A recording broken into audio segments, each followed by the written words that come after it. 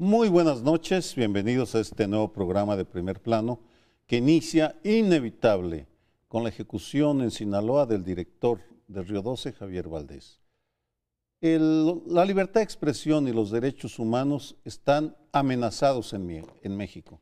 No es una figura retórica, es un hecho que se está demostrando con cadáveres, una semana sí, otra también, y que llevó a que el presidente de la República, Enrique Peña Nieto, finalmente saliera de su marasmo y el miércoles de la semana pasada convocara a todos los gobernadores de los estados, no fueron todos, pero la mayoría sí estuvieron, para lanzar uno de esos discursos típicos del presidente, en la cual usó lugares comunes, no invitó a periodistas, sino que y se molestaron el Estado Mayor Presidencial con aquellos periodistas que iban a cubrir el evento y que gritaron que se quiere justicia, que en fin, se acabe con la simulación. En todo caso, el presidente se comprometió a que ahora sí va a haber una política de Estado. En el cuarto año de su gobierno finalmente va a haber una política de Estado, pero al parecer sus subalternos, o no todos sus subalternos, están convencidos de esa nueva línea de preocupación por las ejecuciones de periodistas y defensores de derechos humanos, porque al día siguiente, en Madrid, se reunieron un grupo de periodistas mexicanos y españoles del país y de otros medios a llevar una carta a la embajada, y la embajadora Roberta Layuz atrancó literalmente las puertas de la embajada y se rehusó a recibir la carta. A ese nivel de, pues qué, dinosaurico se comportó la embajadora, que debería entender que pues es un hecho. En México se mata a periodistas, a defensores de derechos humanos, a ciudadanos de manera impune. Valdés, es importante, cualquier periodista, cualquier asesinato, ya esto es común, cualquier asesinato es lamentable. En el caso de Javier Valdés está el tema peculiar de Sinaloa. Sinaloa es la cuna del narcotráfico, del crimen organizado alrededor del narcotráfico. Es muy difícil reportar al respecto. Entonces, la publicación que él contribuyó a crear, Río 12, hay 11 ríos en Sinaloa, entonces el Río 12 es su revista. Y lo hacían sabiendo lo peligroso que es el asunto y midiéndolo semana a semana qué podían decir. En estas últimas veces estaban hablando del conflicto entre los chapitos, o sea, los hijos de el Chapo, que ya está en Estados Unidos, y el licenciado, el otro líder que está saliendo en este grupo criminal. Probablemente ahí molestó a alguien. Pero dejemos esto de lado por un momento. ¿Cuál es la reacción?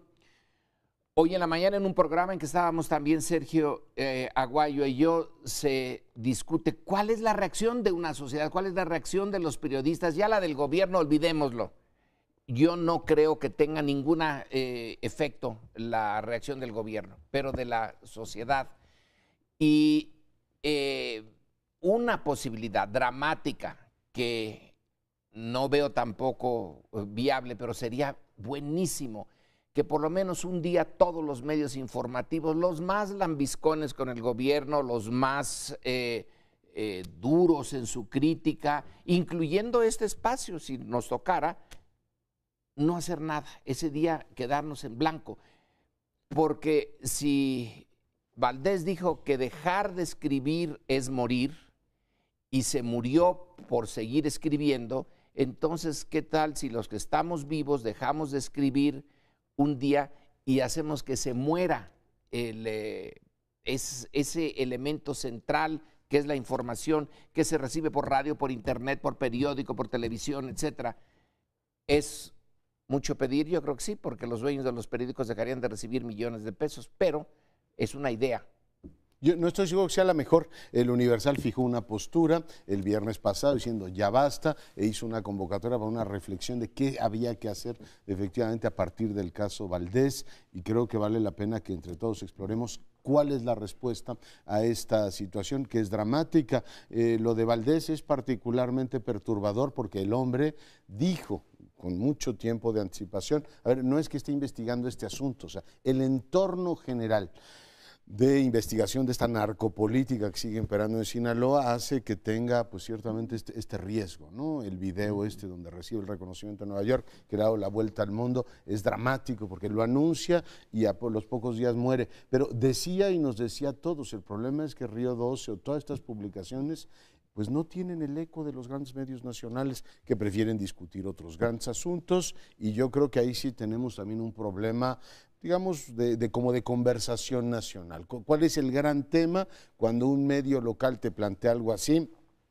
Sí debemos seguir con los grandes temas, entre comillas, nacionales o no. Creo que ahí hay un tema que deberíamos explorar, pero lo de Valdés nos deja de manera bastante clara frente a tres cuestiones que son una preocupante y la otra más. A ver, el que hayan matado a Valdés por las circunstancias que ella describía es terrible y el impacto ha sido enorme. La ONU, la UNESCO, todas las organizaciones le han dicho al gobierno mexicano, a ver, aquí hay esta situación, es delicadísima. La segunda, la reacción del gobierno mexicano es terrible, por patética. O sea, la respuesta es: reúno a toda la clase política, como hace algunos días lo hicieron con la crisis generada por el aumento de los precios del petróleo, de las gasolinas, y dicen, hacemos aquí un pronunciamiento, y como a la vieja usanza, nos vamos todos muy contentos diciendo, vamos a homologar los procedimientos, y uno dice, válgame Dios, o sea, se supone que ya los tenían homologados, y que esto es un tema, no es el primer periodista que matan.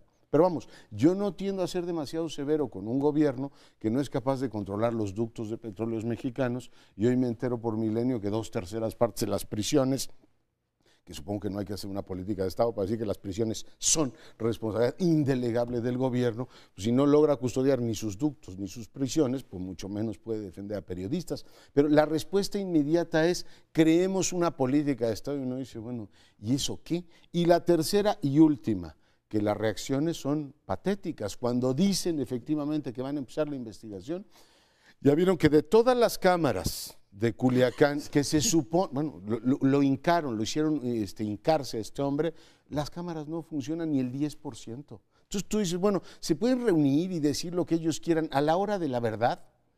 Entonces dicen, no tenemos absolutamente ninguna capacidad, como si nosotros quisiéramos transmitir este programa y dijeran, sí, pero todas las cámaras están fundidas. Entonces, pues va a salir ahí el codo de Sergio Aguayo o la corbata de Paolo y va a decir, ¿qué programa es ese? Es decir, no hay Estado que pueda decir que va a combatir la impunidad si tienen tal desorden administrativo. Bueno, yo creo que hay varias claves muy importantes que se derivan de este asesinato para caracterizar la situación que estamos viviendo, verdaderamente dramática, verdaderamente pues atemorizante. Una de ellas es la comisión de este delito de una manera tan flagrante, tan segura por parte de los narcotraficantes, que lo llevan a una calle, lo detienen, lo bajan, lo hacen que se arrodille, como diciendo, te hemos advertido, cabrón, pero si no has atendido, ahora vas a atender. Y le meten 12 balazos ahí mismo, arrodillado, ¿no? Es humillar a quien está haciendo ese trabajo. No solo matarlo, sino transmitir un mensaje a la sociedad que es, ustedes pónganse en esta línea y va a ser la línea de fuego para nosotros, ¿no? La otra cuestión que me impresiona cada vez más es esta difusión tan amplia que se dio en algunos medios, en los mexicanos menos que en los extranjeros, curiosamente. Otra vez tenemos la misma. El día 19, el viernes pasado, publicó el New York Times un artículo verdaderamente sobrecogedor de un compañero, amigo de Javier Valdés, que cuenta las cosas con un detalle y con una pluma extraordinaria, planteada en New York Times, que es tal vez uno de los medios más importantes impresos del mundo. Con lo cual, pues, estaba garantizada la circulación de esta tragedia que estamos viviendo los mexicanos. Y las otras son claves más personales de Javier Valdés. Le puso a su columna principal La mala hierba. Y eso se comete en una de las capitales más importantes del narcotráfico, que es Culiacán, la tierra del Chapo, la tierra de los grandes narcotraficantes, o de algunos de los grandes narcotraficantes. Y la mala hierba es, en alguna medida, es la marihuana, porque así fue llamada en algún tiempo, la hierba simplemente en los últimos tiempos. Y esta mala hierba, que nunca muere, acabó muerta. Pues son muchas claves. Podríamos seguir abundando sobre un problema estructural. Somos un país de impunidad porque tenemos un Estado que no funciona.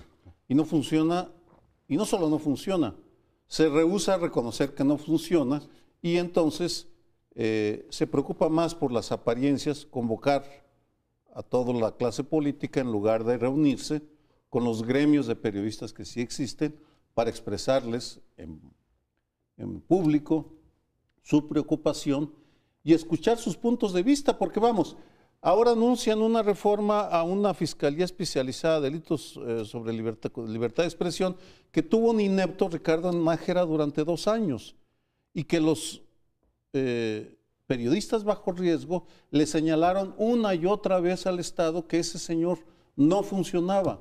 Lo mismo con el mecanismo, es una instancia con buenas intenciones, pero sin métodos adecuados, burocratizado, acotado, ignorado, que no se coordina con la CNDH y con otras organizaciones. Lo que dijo el presidente fue un diagnóstico que los medios están diciendo desde hace años. Y brevemente, ese día, el día que llamó a los gobernadores, se reunieron con él 30 embajadores. No todos los 28 de la Unión Europea, toda la Unión Europea, más Canadá, creo que Estados Unidos, Nueva Zelanda, Australia, para expresarle en privado la enorme preocupación de la comunidad internacional por lo que está pasando. Un momento en el cual se está negociando un nuevo convenio con la Unión Europea. Pues quiere decir que está funcionando mejor el mundo externo que el nuestro. Y aquí, Sergio, tú dices, el gobierno no funciona, yo insisto, la sociedad tampoco. Claro. Tampoco funciona. Por eso era que sí apoyaba yo la idea de esta de no sacar nada, para que la sociedad también se entere, porque una buena parte no se enteró, ni quiere enterarse, le importa un pepino. Entonces, es interesante que la embajadora norteamericana, Roberta Jacobson, es una de las que ha estado poniendo una y otra vez el tema de la libertad de prensa. Mejor ella. Alguien en un periódico dijo, bueno, ¿y por qué se está metiendo en asuntos mexicanos? Bueno, pues porque los mexicanos normales no se meten en asuntos que debían de ser prioritarios para ellos.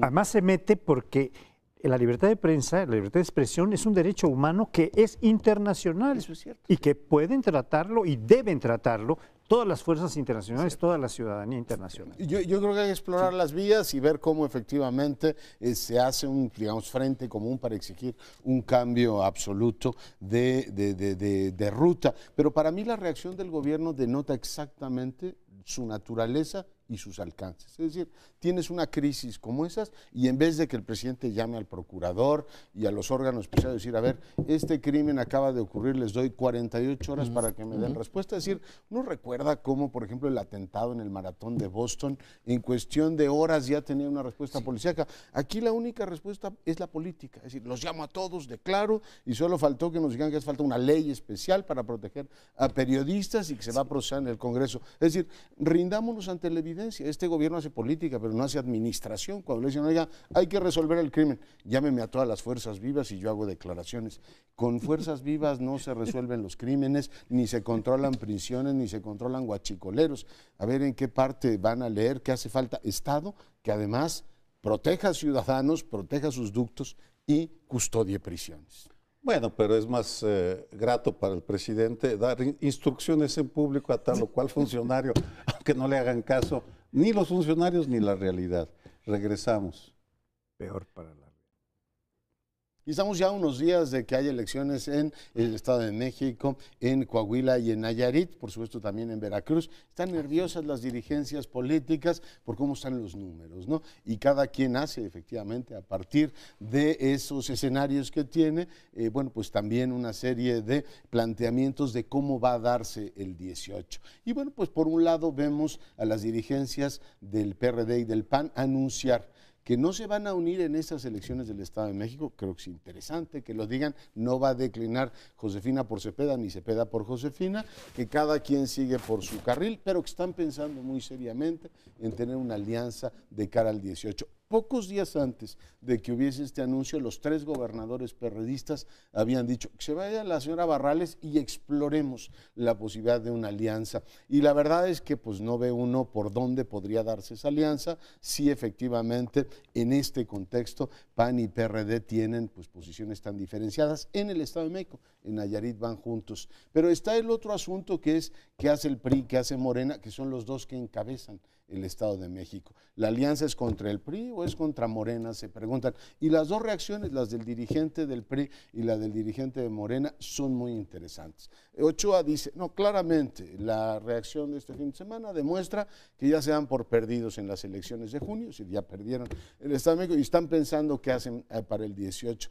Y López Obrador, que ya les había echado el ultimátum a la izquierda, diciendo, o se vienen todos conmigo en el Estado de México o no hay 18 posible, este fin de semana dijo algo que yo no había registrado. Le pidió a Josefina Vázquez Mota y a Cepeda ya se lo había pedido en semanas anteriores, pero con Josefina no para de decir que el PAN es la mafia, y en este caso le dijo, si declina en favor de Delfina, cosa que es altamente improbable, entonces podríamos considerar el tema del 18. No sé bajo qué términos podría darse el asunto, pero cada quien lee efectivamente este asunto de las alianzas desde su particular mexiquense punto de vista. ¿Cómo lo ven? Bueno, a mí me interesaría destacar en esta política de alianzas que ha venido dándose y desarrollándose cada vez más ampliamente, muy particular, en forma muy particular desde las elecciones de 2010, en donde varias alianzas logran ganar gobiernos de los estados a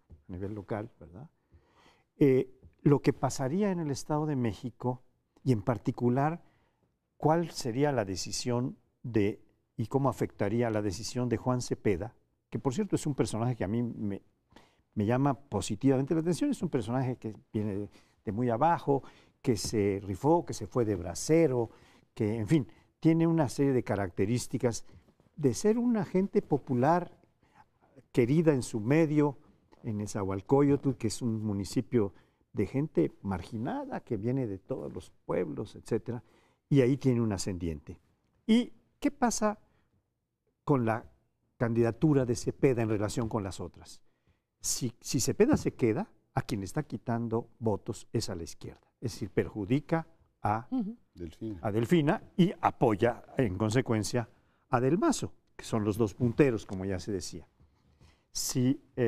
Y también, si se queda, va a bajar al 4º lugar, como ya empieza a aparecer más claramente. Antes estaban muy cerca a Josefina Vázquez Mota, que no solo cae como en la presidencial al 3er lugar, sino que puede caer al 4º lugar, lo cual es la debacle para el PAN, porque ahí no hay ninguna expectativa que se pueda afinar. Entonces, esta alianza que se anuncia, que además la anuncia Barrales diciendo, no es una alianza PAN-PRD, es una alianza en la que deben llegar organizaciones de ciudadanos de todo tipo, etcétera. Es un gran pacto social para... Entonces, bueno, esto se ve un tanto grotesco, porque ya sabemos que pues, las organizaciones sociales en su mayoría están con los partidos principales. El PRI ha desarrollado una enorme cantidad de organizaciones, el PRD las suyas, el PAN las suyas, muy cercanas a la iniciativa privada y a las familias y a la educación que no quiere que ser tan laica como es, y cosas de ese tipo. Entonces yo ahí se los dejo. Bueno, para mí es obvio que el enemigo en los dos casos, en el Estado de México y a nivel nacional, es Morena. Y no se dice, es bastante hipócrita la decisión de decir, es que en el Estado de México ya no podemos, pero a nivel nacional, entonces sí, es el único que no mencionan, dicen, vamos a sacar al PRI. ¿Cómo vamos a sacar al PRI?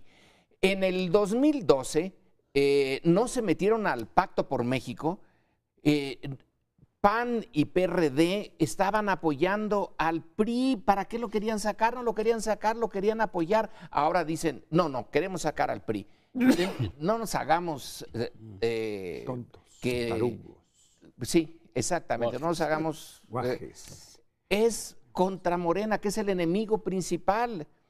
Ahora, cuando esta alianza PAN-PRD se dio, y Sergio es testigo de eso, ahora es un poco tarde, debió de haberse dado en el 2010. Ese es el momento histórico en el que sí tenían sentido PAN y PRD, cuando Ora Barrales dice, es que ya lo de izquierda y derecha ya no, eso ya pasó a otra época. Siempre, históricamente, que alguien ha dicho la diferencia entre izquierda y derecha no existe, es alguien de derecha.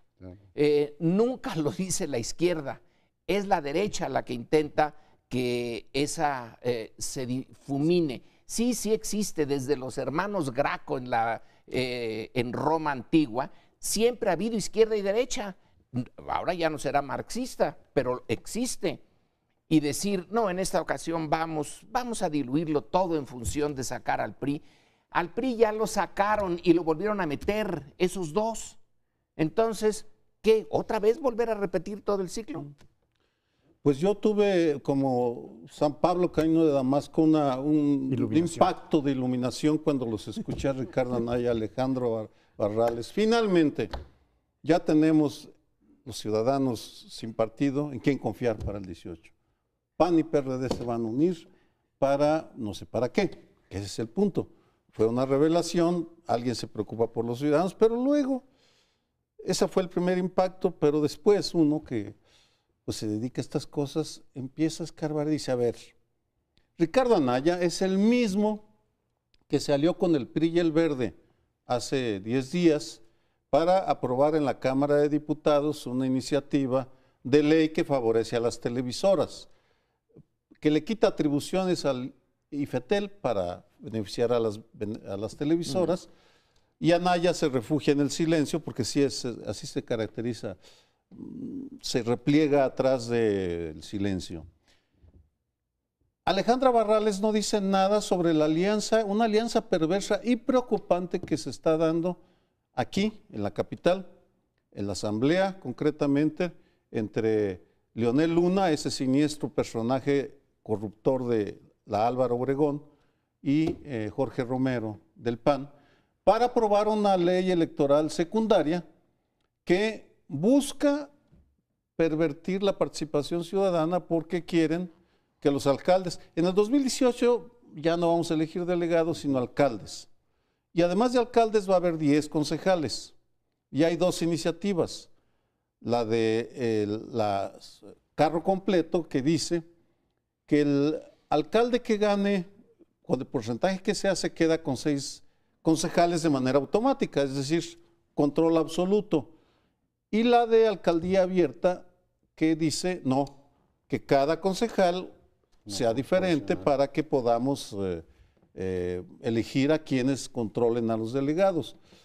Y en este juego de alianzas hechas en lo oscurito que no se entienden, destaca Miguel Ángel Mancera, que quiere estar bien con Dios y con Romero de Champs, ya hablaremos sobre eso, y con el diablo, porque por un lado él empuja a Leonel Luna para que la tesis del carro completo en la ley electoral, pero por el otro acepta que Patricia Mercado, la secretaria de gobierno, apoye la tesis de la alcaldía abierta, y él, como Ricardo Anaya, prefiere quedarse callado para no desgastarse.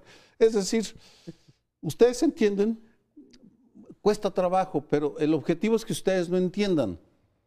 No les crean lo de las alianzas. Yo creo que lo que dice Lorenzo coincido con él. Es una alianza contra Morena. Si usted no quiere votar por Morena es otra historia, pero es una alianza contra Morena. ¿Para qué le dan la vuelta a los huevos tibios? Qué bueno que pones este tema en la lupa sobre la Ciudad de México. Yo creo que sí es una alianza contra Morena, pero también tiene un componente antipriista. El PRI ha apostado en el Estado de México, que es, digamos, elección más cercana que tenemos, a dividir al máximo a la oposición y garantizar de esa manera que el cuarto mayor, en este caso podrían ser ellos con la movilización, todo lo que han comprado y su salario rosa, que por cierto están muy preocupados por el populismo y regalarle dinero a la gente, pero si lo regalan ellos les parece muy ortodoxo y muy correcto.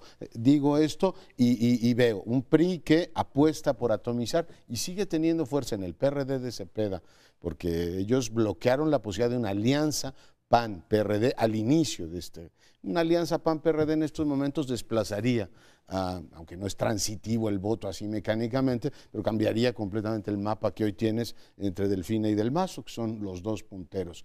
Por otro lado, ves a un López Obrador, pues sí, desesperadón, ¿no? El triunfo que se pronosticaba de Delfina casi como un paso en barca, todavía la semana pasada hablaba de 10 puntos de ventaja, si fuese cierto que Delfina tiene 10 puntos de ventaja, no le estaría pidiendo hasta a Josefina Vázquez Mota que decline, o hubiese renegado públicamente de la alianza con el Bester Gordillo, que es otro escándalo en el Estado de México, donde tienes un partido que formalmente está apoyando a Del Mazo y claro, tienes a los liderazgos magisteriales apoyando a Delfina. Por tanto, está muy descompuesto el panorama y que te digan, bueno, esto va a ser literalmente una cosa complicadísima, pero ya en el 18 nos vamos a reformar y entonces vamos a tener política ortodoxa. Yo coincido contigo cuando empiezan a decir que la derecha y la izquierda pues ya son geometrías convergentes. Claro, si uno tiene un departamento en Miami, a lo mejor tiendes a ver las cosas de una manera diferente. ¿Quién tiene departamento en Miami? Alejandra Barrales. De $1 milloncito de dólares, ¿no es? Alejandra Barrales. Que eso me sigue generando a mí el problema de aspiran a dirigir este país, pero resulta que ellos prefieren vivir en otro, donde se gobierne bien. Pero bueno, regreso. Literalmente el Estado de México pues, es un juego de una serie de tablas, no ciertamente alentadoras, y lo que me temo es que muchos ciudadanos dirán, oiga, y esa es la democracia, o sea, las alianzas de la mafia del poder entrando y saliendo, vistiéndose ahora con otro atuendo, la verdad es que sí se ve poco alentador. Oye, nada más un comentario. Así que Barrales tiene departamento en Miami y Anaya en Atlanta. Viven en el exterior los que van a hacer una alianza para salvar a México. Están más interesados en la política es el de Trump siguiente y todo bloque lo demás. Perdón. Amén de todas las casas en Florida y todo lo demás. Pero hay bueno, mucho más que... ciertamente este asunto de las alianzas, dijeron, de momento en el Estado de México no la habrá y ya veremos hacia dónde se mueve el 18. Lo que sí creo es que el PRD sale de esta situación fortalecido relativamente, porque al inicio de la campaña electoral se daba literalmente por muerto y eso pues da una novedad al juego político. Pero hacemos una brevísima pausa, regresamos en un instante. Ahora vamos a tratar un tema que está conectado con los que hemos tratado en los dos espacios anteriores, que es el de la danza de los billones que ha surgido a propósito de las elecciones en estos 4 estados, pero particularmente en 2 de ellos, en el Estado de México, en Coahuila y bastante menos en los otros, como salir a la luz, porque ya en Veracruz pues han salido a la luz tales danzas de millones del señor Javier Duarte, que ahora quedó un poquito ensombrecido, a partir de las noticias que se han estado divulgando en Coahuila muy notablemente de que el señor, ¿cómo se llama? Humberto... Guillermo Anaya. No, Humberto Moreira, tiene cuentas millonarias en Mónaco y en Cayman Island, en las Islas Caimán. Él lo ha negado y esto, pero pues ahí están las pruebas. Reforma publicó los datos exactos ahí con fotocopias. Hay otras danzas de millones, aparte de este que ya se mencionaba en el bloque anterior de la señora Barrales, que tiene extrañamente tiene un departamento de $1 millón en Miami. Pero en fin, eso resulta pequeño comparado con los dos. Está Guillermo Anaya en Coahuila, que ahora se le han encontrado cuentas por $33 millones por un lado y 211 millones de pesos, ¿no?, en cuentas. Bueno. Están en otra parte, no están en Cayman Island, están en Barbados, según se publicó. Hoy. Y también están en la República Mexicana con 211 millones de pesos, que ya son pocos comparados con los dólares, pero siguen siendo una fortuna enorme que tiene el señor Anaya y que, por cierto, se dice, no han sido declaradas en sus 3 de 3 ni en otras declaraciones, sino que se acaban de descubrir. Esto, sumado a lo que se está haciendo con una millonada increíble que ya mencionaba Leonardo, a través del uso otra vez de tarjetas que les dan salario rosa a mucha gente, que inscriben a la gente para que pueda ser admitida como pase automático en las escuelas públicas, que está dando otro tipo de prestaciones a mansalva. Son muchos, cientos de millones de pesos que están utilizándose, tal vez miles, para comprar el voto directamente y a veces en forma directa pagando 1,000, 2,000 y hasta 2,500 pesos por voto en el Estado de México, que tiene una población muy amplia de ciudadanos. Es la más amplia de Estado alguno en la República Mexicana. Entonces, esta danza de los millones en torno de los procesos electorales es el tema que les propongo. En el Estado de México, la danza de los millones llama también la atención por la ausencia del Instituto Nacional Electoral, porque te dan la tarjeta y te advierten, si nuestro candidato gana, es decir, si Del Mazo gana, entonces les depositamos el dinero. Si pierden, nos lo ahorramos. Es una manera ahora distinta. Antes te daban el dinero y te pedían tu voto. Ahora te dicen, mira, dame el voto. Si gana, yo te doy el dinero. Si no, olvídate. No. Y lo dicen abiertamente. Cuando asaltan en Ciudad Nezahualcóyotl una oficina del PRI, uno dice, pero qué necesidad, hombre, si habiendo tantos lugares para asaltar una oficina del PRI, y luego inmediatamente surge la idea, pero es que en las oficinas del PRI es donde está el dinero. Y te dicen, bueno, eran nada más 4 millones los que estaban allí, pues para propósitos de comprar refrescos al día, preparatorios para de la el día elección. era suficiente.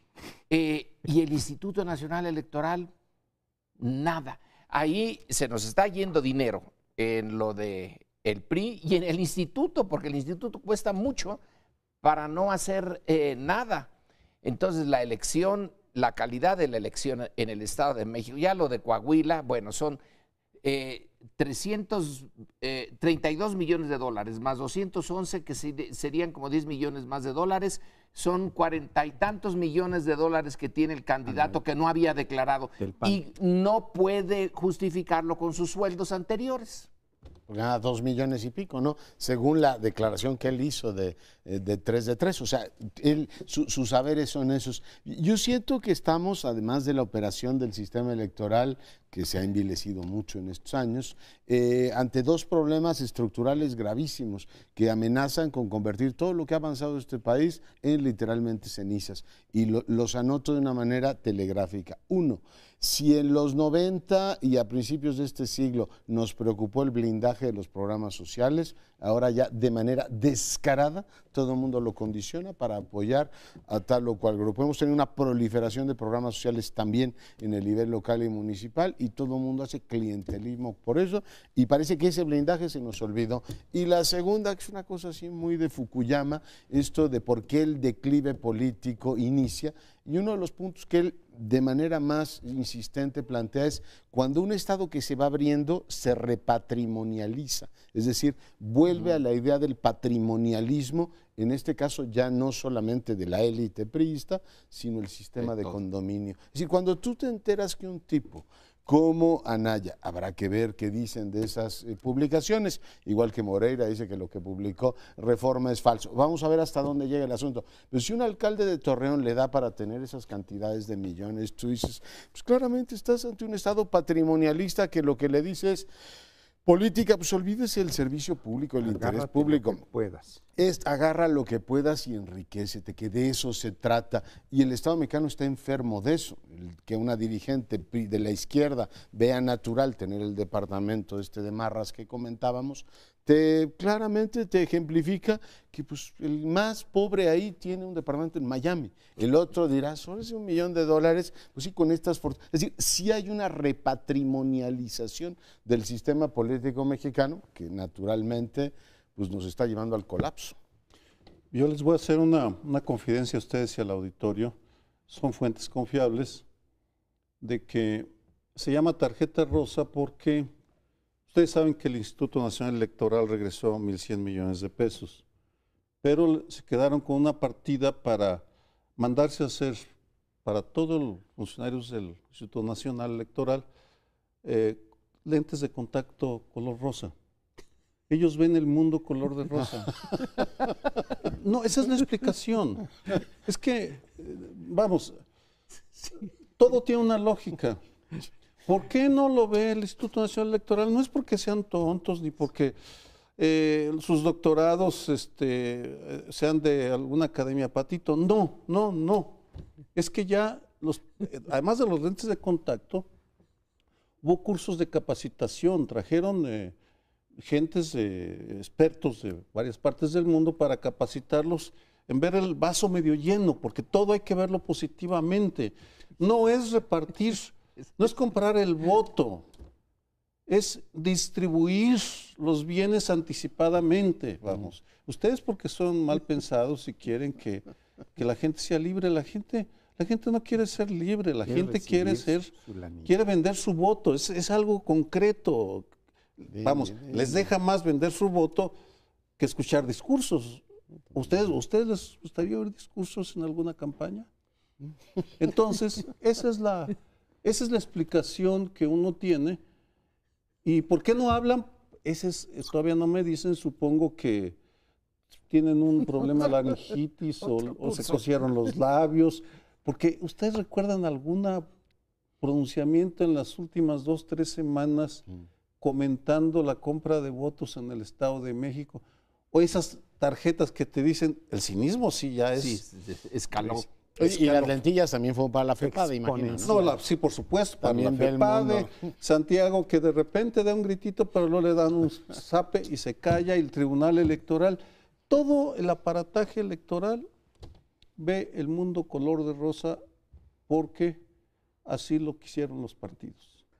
Bueno, yo creo que hay que apuntar algo que en otro bloque apuntaba Lorenzo, la debilidad de la sociedad civil, porque que está siendo aprovechada por quienes dirigen para irlos a comprar, cuando saben, como ya insinuaba sarcásticamente mi querido Sergio, de que prefieren un discurso o una despensa, unos costales pues prefieren esto, pero sobre todo es gente que está, alguna muriendo de hambre, sin empleo, le están dando un seguro de empleo, ahí vestido de rosa, con la tarjeta, ¿no? Le llaman empleos rosa o algo así, que les garantizan el ingreso una vez Salario rosa. Salario rosa, perdón, una vez que hubiera ganado el PRI. Pero están comprando a la gente más débil, a la que no tiene capacidad de resistirse, no puede resistirse, o lleva comida con la despensa a su casa, o ese día no comen. Entonces prefiere aceptar eso, y esa gente es muy noble, porque la gente cumple.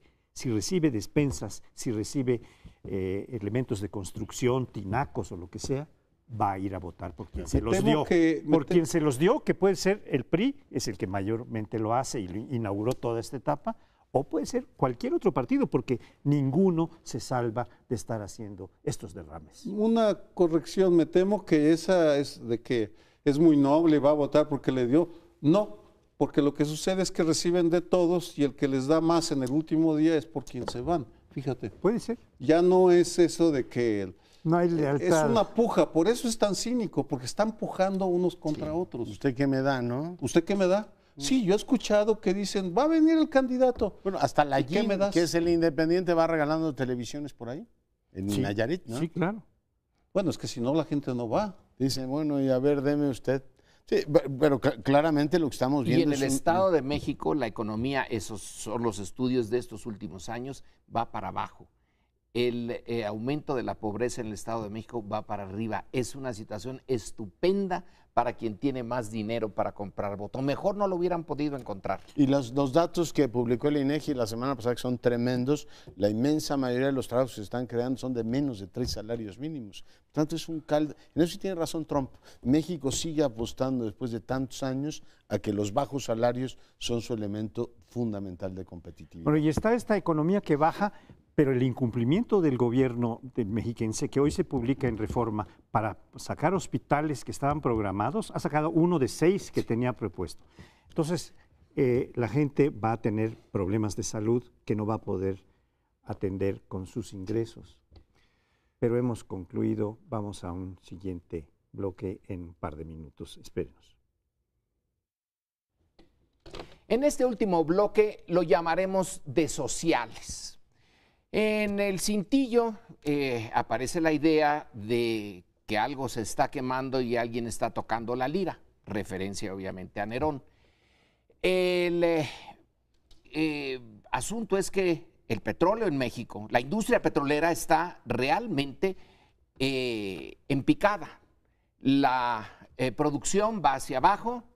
En el día de hoy se recibe la noticia de que es más lo que México importa de todas las cosas de combustible que lo que exporta. Estamos en déficit petrolero, pero hay alguien que no tiene ningún problema con los déficits. Y desde luego, bueno, hay muchos que no tienen problemas, pero uno de ellos es Romero Deschamps, el secretario del Sindicato de Trabajadores Petroleros de la República Mexicana, que pues su hija se casó y entonces invitó a la clase política. La clase política no digamos que en su conjunto, pero representantes de todas las corrientes, todos con su moñito negro, muy bien vestidos, como si México estuviera realmente en auge. La gran fiesta aquí en el Distrito Federal, y todos se reunieron, tutti contenti, tutti fratelli, y mientras el país, lo vimos en los comentarios anteriores y en todos los que hemos tenido, el país está en un momento bien delicado, no les importa. Ellos hacen gala de lo que tienen, se divierten y que el resto del país, bueno, pues se vaya por su lado, ellos van por otro. A mí me resulta muy llamativo eso, no por la cuestión de los sociales, sino por la forma, o no digamos por la cuestión de la boda en sí mismo, que él haya convocado a la clase política, sino que la clase política haya ido y se haya dejado retratar efectivamente en eso, porque hay una cuestión, todos los que estudian cultura de la legalidad lo sugieren como el primer paso que una sociedad debe tener, de decir, a ver, yo rechazo cierto tipo de comportamientos y no me presto por consiguiente a aparecer en un evento social como es la boda de la chica, la hija de Romero Deschamps, porque simple y llanamente usted y yo somos de un código postal diferente. Ese rechazo que se ha dado en muchas comunidades cuando se trata efectivamente de separarse de los ladrones, de los mafiosos, etcétera. En el caso de México, respecto a esta élite corrupta, no vemos un desmarque, es decir, a ver, yo no puedo ir a su boda, entre otras cosas, o sea, ni se le ocurre invitarme, porque nutro por usted el más amplio desprecio. No solamente es preceptivo que los combatan en la arena pública, en la arena de las relaciones personales, es decir, sí. Oiga, tenemos una crisis, no me extiendo demasiado en este asunto, simplemente se la recuerdo, de los guachicoleros de los 1000 diablos. Tienes, por supuesto, crimen organizado, pero buena parte del sindicato está metido en el robo de combustible. Ahora sabemos que gasolineros y todo lo demás están metidos también en ese negocio. Y van todos y confraternizan, como tú decías, con la pajarita, con el smoking, como si fueran amigos de toda la vida. Y ciertamente hasta que no tengas un deslinde de esa élite diciendo, yo con usted ni a la esquina, por supuesto no voy a su boda, porque usted no solamente es un delincuente electoral, como en su momento se demostró con efectivamente el tema del Pemex Gate, sino que usted es responsable por omisión probablemente del robo de combustibles al país. Entiéndame que yo no me puedo juntar con usted. Y vi a nuestro jefe de gobierno tan puesto ahí como si fuera, digamos, un miembro connotado de la Academia Sueca o alguien con el que te da efectivamente prestigio estar. Yo creo que ese tema del deslinde en la élite, es decir, yo no me reúno con gente que tiene ese expediente, está todavía pendiente en el país. Hay otro ángulo, el que tiene que ver con la impunidad en el ámbito de lo social, es decir, hay una historia muy larga de exposición de lujo, el dispendio, el consumo suntuario de quienes gobiernan en páginas de sociales y en libros especializados en presumir. El Lola, por ejemplo, pues ya sabemos que ahí aparecen las primeras damas, o les gusta aparecer las primeras damas, luego se meten en líos, porque pues aparecen casas que no acaban de cuadrar. En este caso, Paulina Romero de Champs, la novia, nos dio de qué hablar hace algunos años cuando se dieron a conocer, o ella presumió en su Facebook, si mal no recuerdo, fotos de sus viajes. Ahora, todos viajamos, a algunos les gusta poner fotos en Facebook, a otros no nos gusta, pero eso no importa. Lo notable de este caso es que ella viajaba por el mundo en un avión privado, en un jet privado, y no estamos hablando como Korenfeld, el de la Comisión Nacional del Agua, que iba al aeropuerto aquí y allá, no. Ella iba a Europa, a Inglaterra, por ejemplo, y usaba un jet privado para llevar a sus 3 perritos. Y no solo, y lo peor tal vez desde ya de una perspectiva simbólica, porque el petróleo es el nacionalismo mexicano, son los nombres de los perritos, porque en lugar de llamarlos el Firulais, el Pecas, el Trompeta, en fin, nombres auténticamente mexicanos, o el Corneta, en fin, hay muchos nombres. ¿Cómo se llaman los perros? Keiko, japonizante, bueno. Morgancita, Anda, pues, que ese es un nombre así enigmático, que evoca Morgana, una Hada Morgana. No, Morgan hada Stanley, Morgana, en fin, sale así una hada malévola. Y luego un nombre extraño, Boli, Boli. que puede ser como los dulces, pero no creo que se abarate de esa manera. Es el único enigma que queda, el de Boli, pero en todo caso, tiene razón el título que elegiste, Lorenzo. El país se incendia y ellos están tocando la lira y paseando por el mundo con sus 3 perritos pitbull, para no tener que pasar por como aquellos mortales que tienen mascotas, tienen que pasar por las aduanas del mundo. El mundo se incendia en México, pero deja ver que hay enormes lugares en donde se celebra jauja, ¿no? La abundancia, están de smoking, ellas con trajes largos, como si fuera una fiesta que podríamos ver en Washington, o en Londres, o en Madrid, ¿no? Con la aristocracia, con los lores. Y en México, pues tenemos a nuestros señores que están muy bien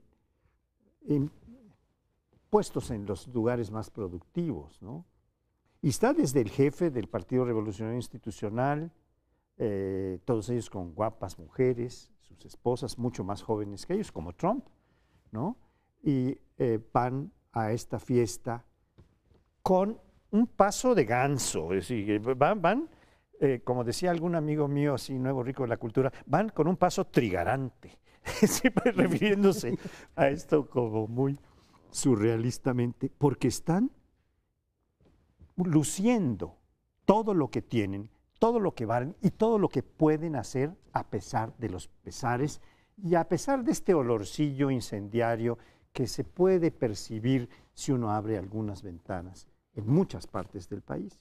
Pero aquí en la Ciudad de México y en un hotel de lujo que está en la calle de Mariano Escobedo, es uno de los hoteles más grandes y más importantes de la Ciudad de México, se puede hacer una fiesta de boato amplísima, con todos los pequeños incendios que son pólvora en infiernitos realmente, según esta élite del poder.